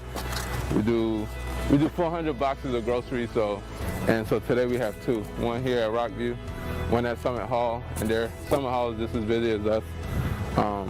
And then tomorrow we have Cropper Mill, Thursday Bears Mill, Friday Harmony Hills, and it's just, we get to serve the community, love on the people. That's been a blessing during the pandemic, just to meet the people, pray for them, care for their needs. So that's what we're doing. And it has been nothing short of awesome to see God at work. Like, no one else could take credit for what has happened, to see an operation basically come to being almost overnight. 2.5 years ago, we felt the Lord really calling us to expand on our food ministry options here at McLean Bible Church. So in an effort to reach people where they were, we wanted to make them mobile. So we set up markets, and we would bring in fresh produce and other healthy food options, which we felt was really important. And we were really, really grateful that the Lord laid that foundation for us. We were able very quickly to serve about 250 to 300 families a week, which is something that we've been doing for the last 2.5 years. And then the pandemic hit, and we just exponentially grew to try and meet the needs of the community. The first week, I believe, we did about 800 families, and the need continued to grow. So because of the Lord's provision and just His sovereignty in laying that foundation a few years ago, when the coronavirus hit, we were able to really quickly expand what we had, and now we're able to serve between 9,000 and 10,000 families a week. So this is the schedule for the week, the day of the week, the different locations that we're going, how many boxes are going to each of the locations, the truck that they're going on, our point of contact, what time we need to be at the site, and who's driving. And it just gets filled in as the week goes on, as we get volunteers to sign up, as we get additional sites booked. We're here 6 days a week, and we work. We're open for close to 14 hours a day. So some of the biggest needs that we have right now are definitely volunteers. This requires about 100 plus volunteers a day here for packing shifts between 8 a.m. and 8 p.m. We have a need for volunteers to go out to our sites and help distribute food. We have a need for evangelism team members who love sharing the gospel and love praying with people. We always need truck drivers, and we also need people to give to the Care Fund. Thousands upon thousands of families being served through tens of thousands of boxes and millions of meals and millions of dollars, all in the name of Jesus, all with the gospel at the forefront. The people of God running toward needs in the city with the gospel. So this outreach is really more than just about feeding people. We want to get the gospel out there, and that was the most important aspect of it for us. So of course, we want to give out the food boxes to the local communities, but we also are here to meet people's spiritual needs. That they will know that you died on the cross for their sins, so that you may have a relationship with the Father, an abundant one. It's what sets us apart from any other food packing place that you might find here in the DC area, is that we're sharing the gospel with them, as well as nutritional nourishment that they're getting from what we're doing. And we make sure that as much as possible, every person who comes through any of our distribution sites hears the gospel, has a chance to ask for prayer, and we've seen God moving in amazing ways. There have been so many salvations and just incredible stories. There's one site in DC that we started out with, I think there are maybe 20 people that came, and now yesterday we went and we gave 300 boxes within 30 minutes. But that site, the community has really come around it, and we have, I don't know, maybe like 25 volunteers from the community that come each time now to help. And they also want to start a church in that community, which is just incredible. So they see the deep need there, abuse and addictions and things, and they just want to come alongside that community and help it in any way they can. So they've already started meeting on Sundays to organize that church there. And so that's just been amazing to see, just that growth, and just we came there just giving boxes of food and sharing the gospel with them. Salvations that have come from that community is just amazing to see.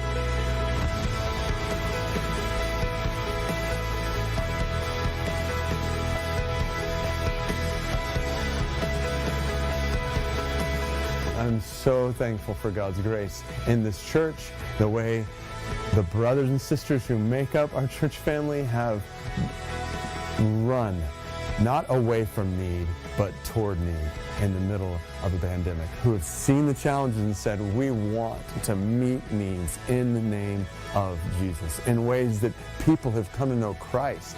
Churches are in the process of being started, and all of this while people's physical needs are being met in the middle of a pandemic. I pray that the fruit of all of this is Matthew chapter 5, verses 14 through 16, that people might see good deeds and give glory to our God in heaven.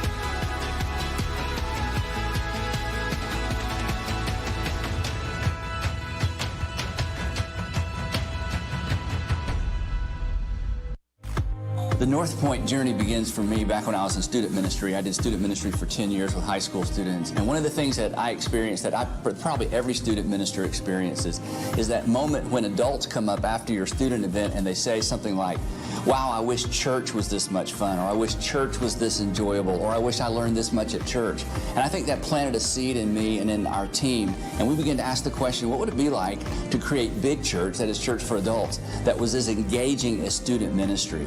And so in 1995, a group of us came together and we set out to do just that.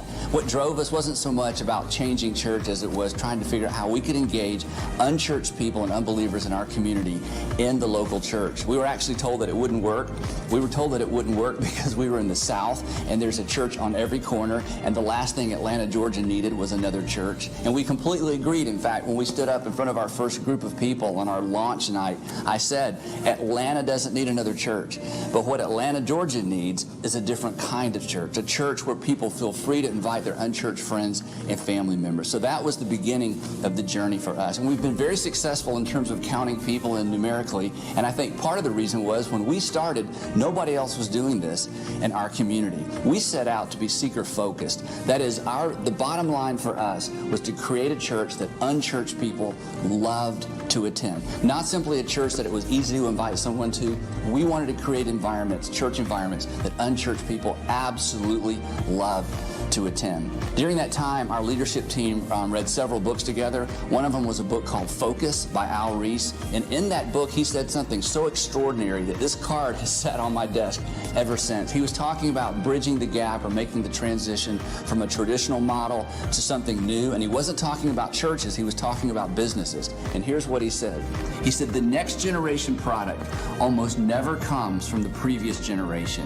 And what we took that to mean was that we needed to look at the generation coming along behind us to take our cues for what the future church would look like. And then he wrote these 4 things that really were the marching orders for us in those early days. He said this. He said, act early, develop a totally new product, give the product a new name, and move boldly. So we decided we were going to go the whole way, jump in with both feet, and try to create a church that unchurched people loved to attend. The theological underpinnings for this whole project for us came out of the book of Acts, Acts chapter 15. As you probably know, in Acts chapter 15, we find the first church business meeting. And if you'll remember, the topic of conversation at that meeting was who gets to be a part of the church? Can we allow Gentiles to be part of the church? Do they have to become Jewish before they can become church members? And as you read Acts chapter 15, several people got up and gave presentations, but the one that really captured our imagination and I think touched us emotionally was when James, the brother of Jesus, who actually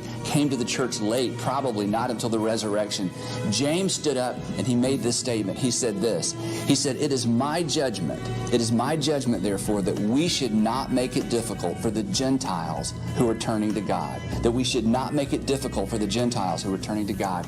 And that phrase just captured our heart. And we decided we wanted to do everything in our power to create a church where we removed every single obstacle to people turning to God. And so we did church in a very, very different way. It's common today, but 17, 18 years ago, it wasn't so common.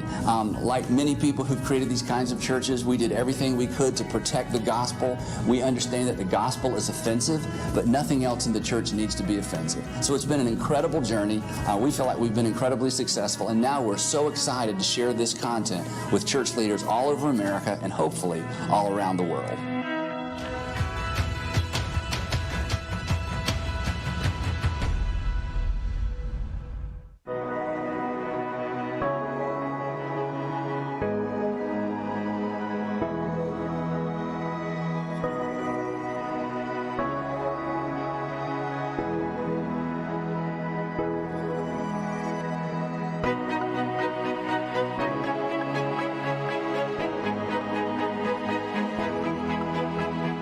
Many of you know this is our 40th year celebration of Saddleback, and who knew that it would be a celebration like this where we went through COVID-19 and we're separated from each other. But in the midst of that, we have some things to celebrate. It's incorrect to say that Saddleback has been closed during COVID-19. It's just incorrect. We're very, very open. The only thing that's closed is the weekend worship. Everything else we're doing ministry to literally hundreds of thousands of people. It's been tough, but I know God is good, and He's strengthened our family. Fue la mejor decisión que pudimos tomar, ingresar a esta gran familia. I felt excited to take 201. I think the thing that they reiterated to me was the importance of having scripture in your life and reading scripture every day, morning and night. Saddleback is hosting grocery distributions from San Diego to Los Angeles 6 days a week. We are actually out directly in the community serving those who have a need. 2 months ago, I lost my job, and I've learned that your job isn't your identity.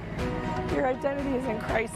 And when you're out here serving people every day, you remember that this just isn't about me and what I'm here for, but it's about the people we're helping. It's just absolutely amazing how generous and wonderful that this came along at this time. The word is getting out, that people are getting loved and they're getting cared for. We also want them to know that there is a local church family that loves them and wants to help them in their journey.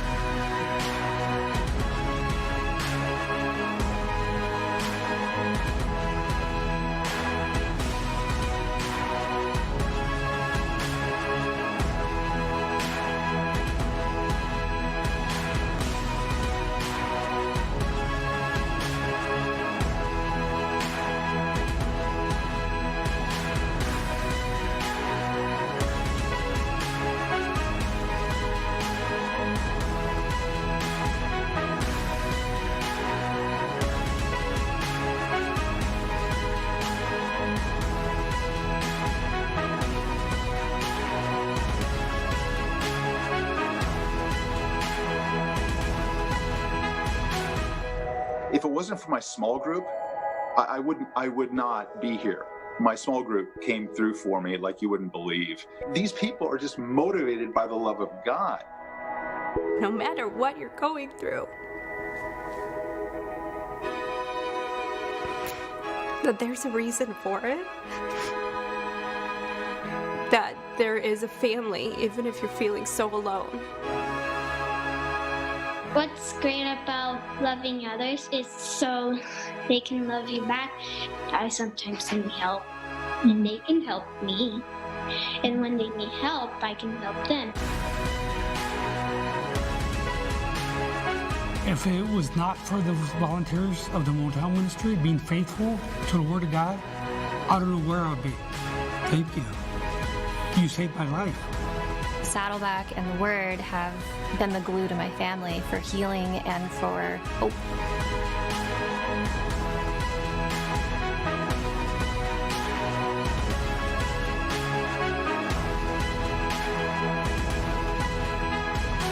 Just knowing the work that we put into this, knowing that thousands upon thousands of families will come through, and knowing that we have impacted those families.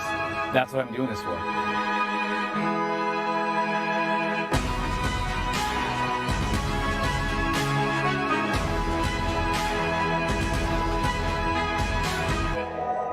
Now, we may be apart, but we're not alone. And we may be separated, but we're not isolated. I love you, I thank God for you, and I'm praying for you.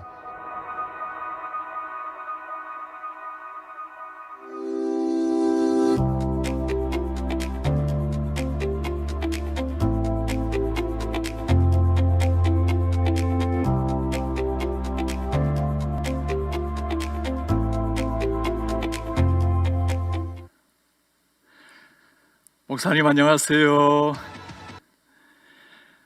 오늘 우리가 로드맵 컨퍼런스를 통해서 우리 한국 교회 목회자뿐만 아니라 이민교회 목회자들 함께 이렇게 하나님의 말씀 그리고 도전받게 되어서 너무나 감사한 마음입니다. 이름 참 멋있습니다. 로드맵 컨퍼런스. 우리의 진정한 로드맵이 되시는 예수 그리스도 복음을 다시 한번 가슴에 새기고 본질적 사명을 위해서 다시 한번 돌아보는 참 귀한 시간이었습니다. 우리 목사님들도 또 영상을 보시는 많은 분들께서 큰 은혜 받으셨다고 생각이 듭니다. 오늘 우리 존경하는 목사님을 모시고 우리 몇 가지 같이 질문하면서 대화 좀 나누기를 원합니다.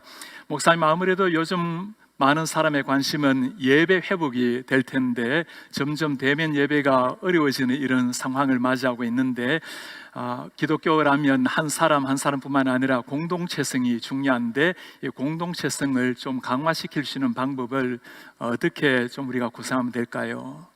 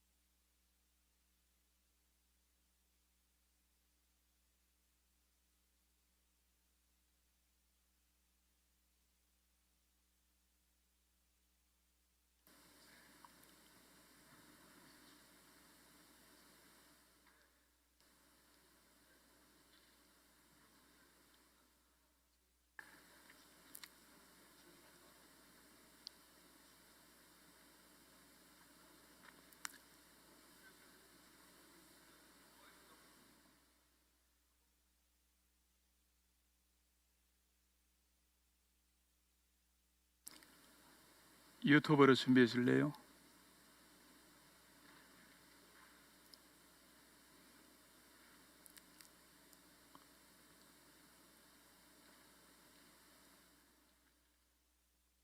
유튜브로 준비해 줘요. 듣게.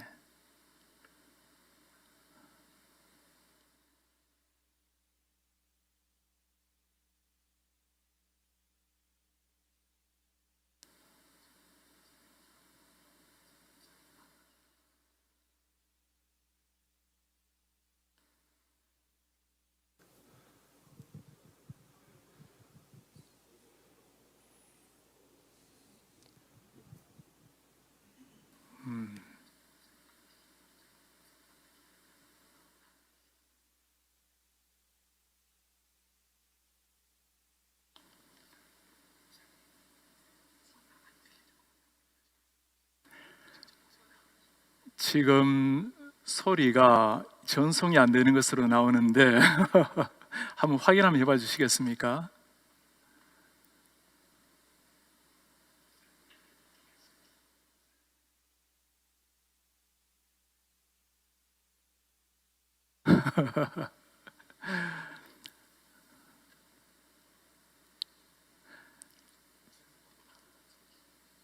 목사님, 이곳에서 제가 목사님 말씀해 주셨는데 이게 소리가 전송이 되질 않았는데 그저 목사님 표정만 보고도 제가 아주 중요한 말씀을 들은 것 같습니다.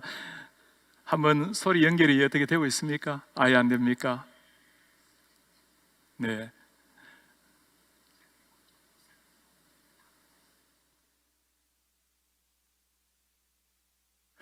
목사님 제가 일본에 대한 목사님 말씀을 해주신 걸로 여기고 제가 그에 대해서 좀 말씀을 나누고 그 다음에 2번 문제로 좀 넘어가도록 그렇게 해보겠습니다. 우리가 구원은 개인적으로 얻는 영역이지만 그러나 예배라는 것은 함께 하는 것이기 때문에 공동체성이 어느 때보다도 참 강조돼야 되지 않을까 생각이 들곤 합니다. 천국 올라가게 되면 사실 천국에는 우리가 함께 공동체로 예배하게 될 날을 미리 맛보는 것이 땅 위의 예배니까 우리 성도님들 함께 하는 예배를 사모하고 많이 그렇게 나오시면 참 좋겠습니다. 제가 계속 이번 두 번째 질문을 진행해도 될까요? 네.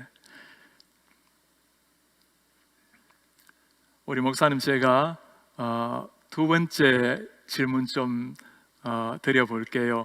아마 한국에서는 잘 들리리라 생각을 하고 그렇게 질문 드리도록 하겠습니다. 요즘 교회가 또 안고 있는 어려움 중에 하나가 아마 점점 교회가 고령화되어가는 또 연령층이 높아져가는 문제가 아닌가 생각이 듭니다.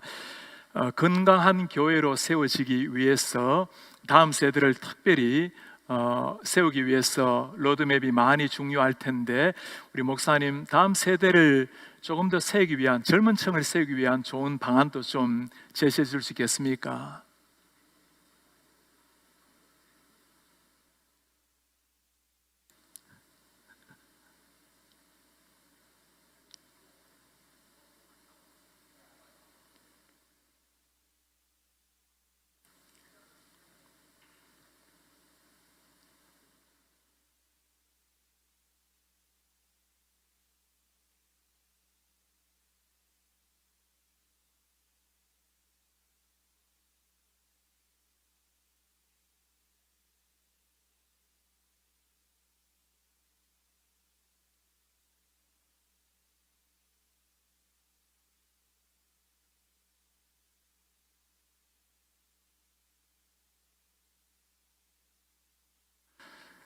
정리를 좀 해야 되겠는데 어떻게 하는 게 지금 길이죠?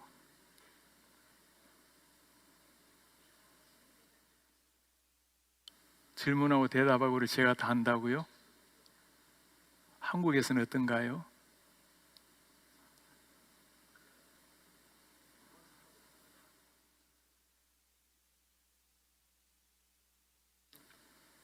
한국에서는 되고 있나요?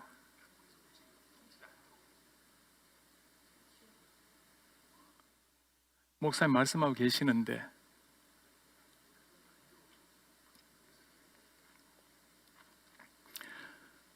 목사님 지금 상황을 보니까 이게 뭔가 연결이 잘 되지 않아서 전송에 문제가 있는 것처럼 보이는데 일단 좀 우리 준비하시는 분들께서 잘 준비하실 수 있도록 해야 될 것 같고 제가 일단 목사님께 아까 첫 번째 질문을 드렸고 그다음에 두 번째 질문을 좀 드렸는데 아마 우리 지금 영상으로 나가는 분들이 잘 전송이 잘 되고 있는 것 같지가 않아요. 그래서 제가 먼저 말씀을 좀 나누고 그다음에 연결이 잘 되면 목사님을 모시는 것으로 그렇게 하는 게 좋겠습니다. 두 번째 질문이 점점 교회가 고령화 인구가 늘어나게 되고 장년층, 노년층이 점점 많아지는데 이런 면에서 우리 조금 미래를 향한 로드맵을 설정해 주시면 어떻겠습니까? 라고 제가 질문을 드렸습니다. 아마 우리 미국뿐만 아니라 한국뿐만 아니라 미국 교회도 다 마찬가지죠. 많은 사람들은 지금 동일하게 걱정하기를 사람들이 20대가 되면 교회를 떠나가는 이탈되는 비율이 거의 80%가 된다고 이야기를 합니다. 미국도 한국도 예외가 아닌데 이런 면에서 점점 젊은 층이 사라지고 있는 교회 어떻게 우리가 극복해낼 것인가 아마 두 가지 정도가 필요하지 않을까 생각을 하고 있습니다. 한국 교회든 미국 교회든 우리가 다음 세대를 위해서 다음 세대에 집중하는 다음 세대를 비전으로 삼고 나아가는 목회 그리고 행정 모든 것들이 필요하지 않을까라는 생각을 하게 됩니다. 그리고 두 번째는 다음 세대가 20대가 되면서 신앙을 잃어버리는 그 근본적인 이유는 사실 신앙을 우리가 알려주지 못하기 때문에 일어난 일이겠죠. 이런 면에서 어린 시절부터 철저하게 하나님의 말씀으로 양육하고 말씀으로 세워내는 이런 아마 훈련이 필요하지 않을까. 사실 훈련은 장년들 많이 하고 있습니다만은 어쩌면 다음 세대, 그 다음에 청소년들, 그 다음에 청년들까지도 철저한 신앙 훈련만이 우리가 미래를 열어갈 수 있는 길이 아닌가, 이런 생각을 좀 해봅니다.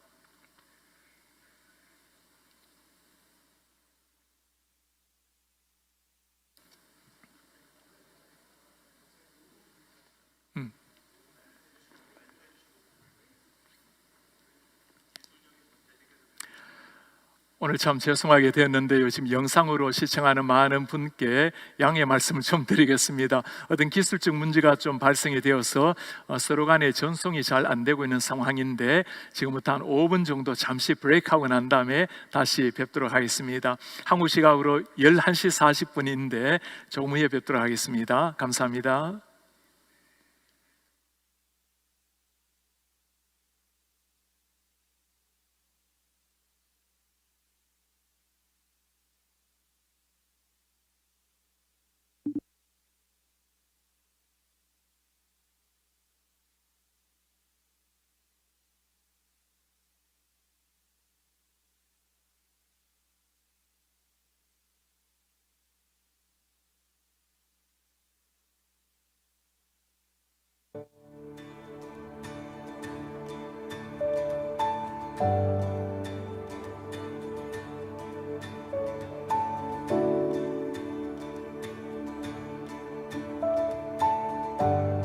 우리 다 함께 찬양합시다.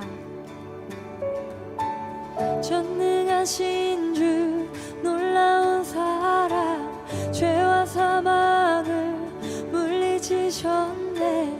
영광의 주님, 만왕의 왕 예수.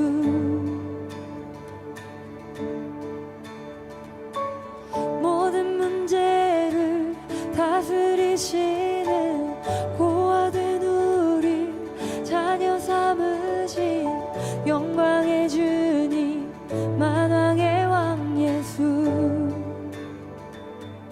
놀라우신 은혜,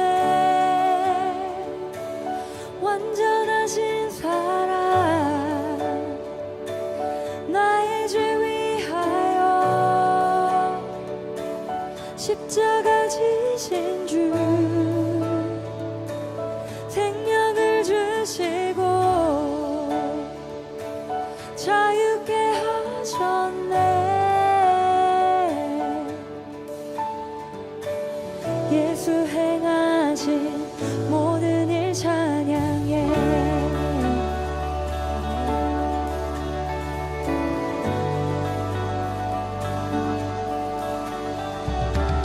온 땅 흔드는 주님의 위엄, 모든 만물이 주를 경배해. 영광의 주님, 만왕의 왕 예수. 예수님, 공의와 진리로 다스리시며 태양보다 더 밝게 빛나는 영광의 주님, 만왕의 왕 예수. 놀라우신 은혜, 완전하신 사랑, 나의 죄 위하여 십자가 지신 주, 생명을 주시고 자유케 하셨네. 예수 행하신 모든 일 찬양해.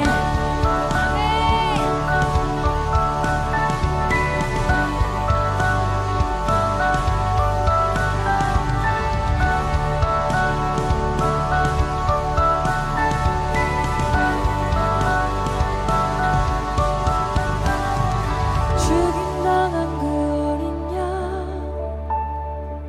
승리하신 왕 그 이름 예수. 죽임당한 그 어린 양, 승리하신 왕 그 이름 예수 죽임당한 그 어린 양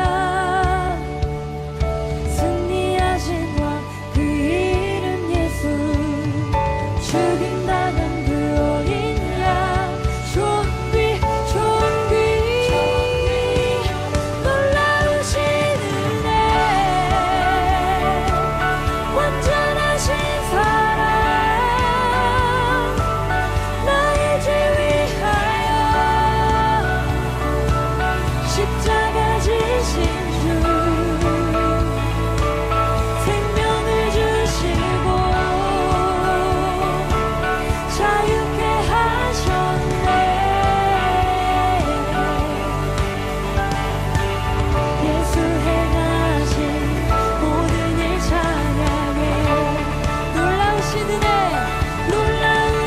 은혜 아멘 완전하신 사랑 나의 죄 위하여 십자가 지신 주 생명을 주시고 자유케 하셨네 예수 행하신 모든 일 찬양해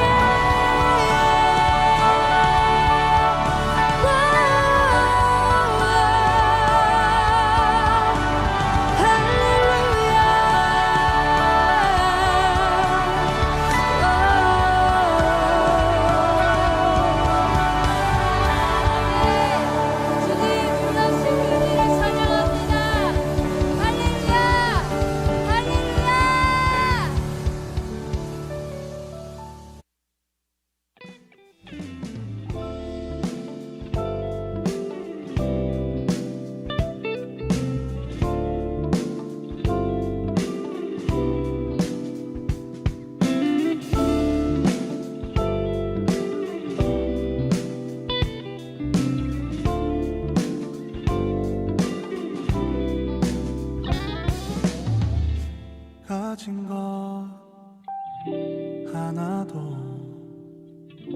포기할 수 없는 우리를 위해 주님은 모든 것을 내어서 우릴 사랑하시네 우리가 사랑을 거저 받았으니 우리도 가진 모든 것을 나누며 살겠네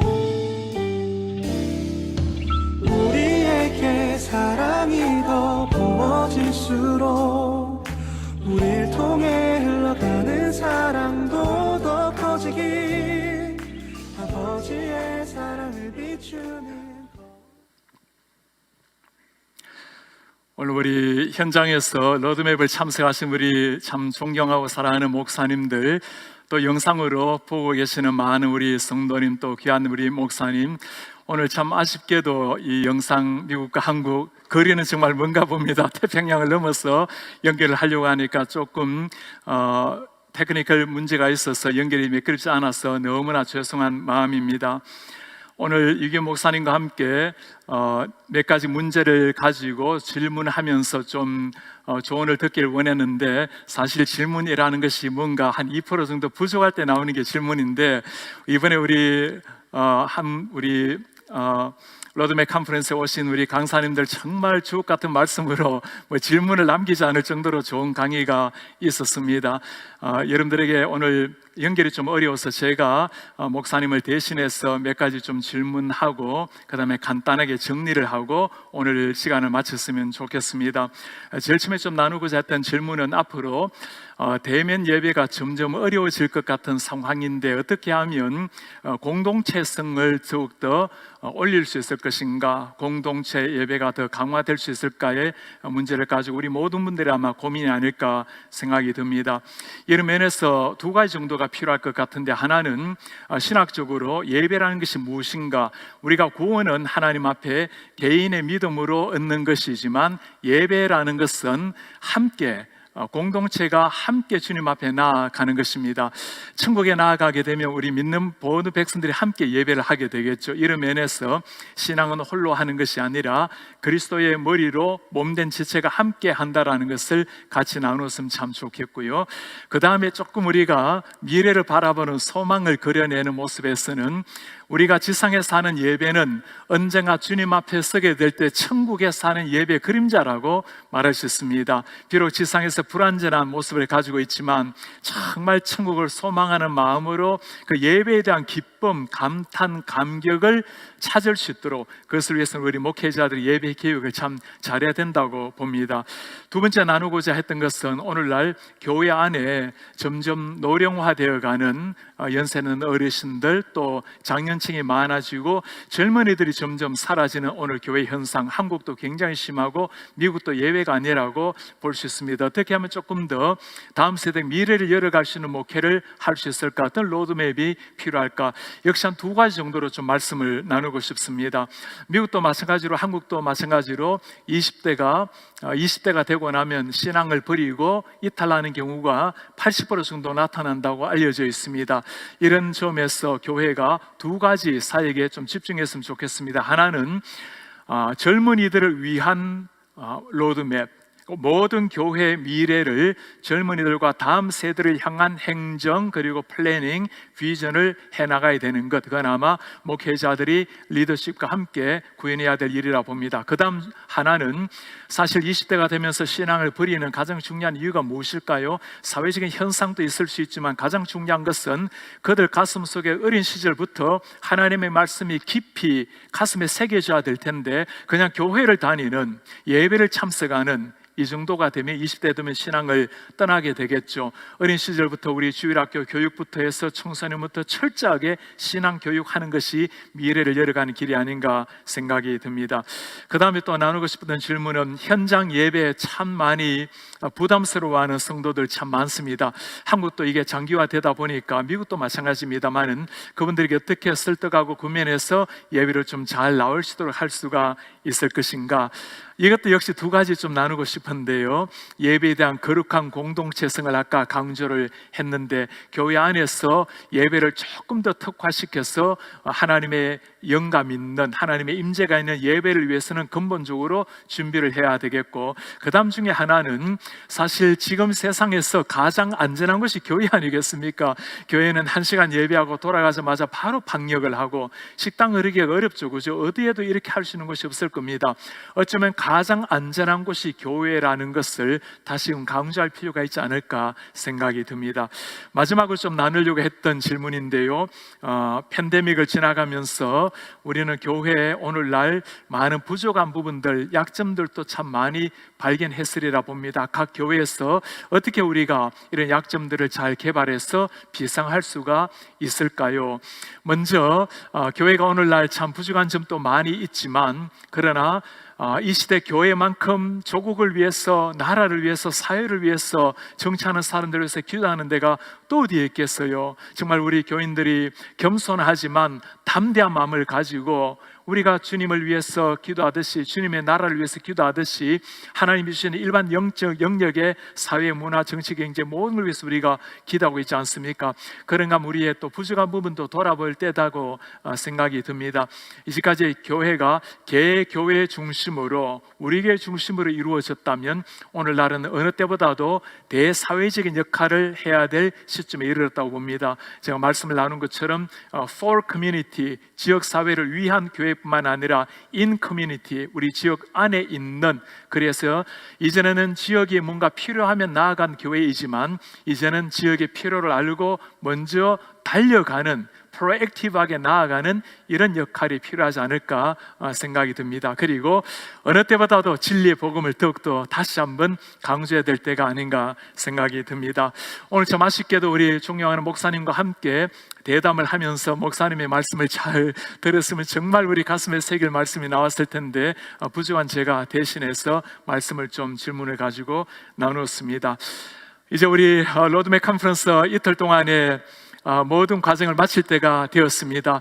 우리 수고해 주신 우리 모든 스태프분들, 특별히 오늘 참석해 주신 모든 목사님, 또 영상으로 함께해 주신 우리 모든 목사님께 진심으로 감사를 드립니다. 그리고 이 일을 위해서 수고해 주신 우리 수용로 교회 이규 목사님과 모든 우리 리더십 목사님들, 모든 성도님들께도 감사를 드립니다. 무엇보다도 하나님께서 이 시대에 가장 관심사 아니겠습니까? 하나님의 교회가 다시금 비상에서 일어나서 멋진 미래를 열어가는 것, 하나님께서 오늘 참 은혜로운 유익한 시간을 주셨는데 우리 자리 계신 자리에서 우리 하나님께 영광에 감사의 박수 한번 올려드리면 좋겠습니다. 주님 고맙습니다. 감사합니다.